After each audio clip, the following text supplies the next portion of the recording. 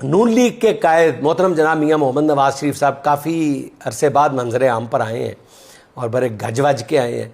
गिलगित बल्तिस्तान के पार्लिमानी बोर्ड के इजलास में गुफ्तगू करते हुए मियाँ नवाज शरीफ ने जहां अपनी हुकूमत की कारकर्दगी बताई है, वहीं उन्होंने कहा है कि केपी में 15 साल से एक हुकूमत है, वहाँ क्या हो रहा है, क्या वहाँ लोगों को फ्री दवाइयाँ मिल रही हैं, क्या लोगों को इलाज मालजे की सहूलतें मिल रही हैं। मियाँ नवाज शरीफ साहब की ये गुफ्तगू सुनकर एक लम्हे को एहसास हुआ कि कायदे मोहतरम या तो हालात से बिल्कुल वाकिफ़ ही नहीं है या फिर ये समझते हैं कि लोग भी किसी चीज़ से वाकिफ़ नहीं है। मियाँ नवाज शरीफ ने बात भी ऐसी कर दी है जो केपी हुकूमत का सबसे बड़ा एजाज़ है। सोचा मियाँ साहब को बता दूं कि सेहत की जो सहूलतें केपी के अवाम को मैसर हैं, ऐसे मुल्क में किसी और सूबे में किसी को भी मैसर नहीं है। केपी के हर शहरी के पास अभी तक 10 लाख रुपए मालियत का सेहत कार्ड मौजूद है। वो मुल्क में जहाँ चाहें, जिस प्राइवेट और सरकारी हॉस्पिटल में चाहें, इलाज करा सकते हैं।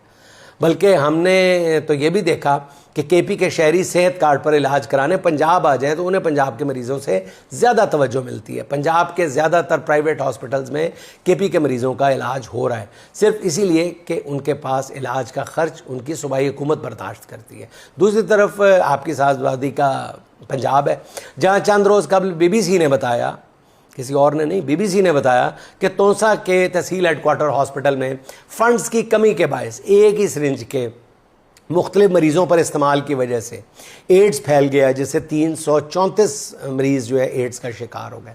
और पंजाब में इस वक्त नून लीग की छठी हुकूमत है। मियाँ साहब, आप ही के पंजाब में 1 करोड़ बच्चे स्कूलों से बाहर हैं। ये आज बच्चे हैं, कल बड़े होकर जहालत का बम बनेंगे।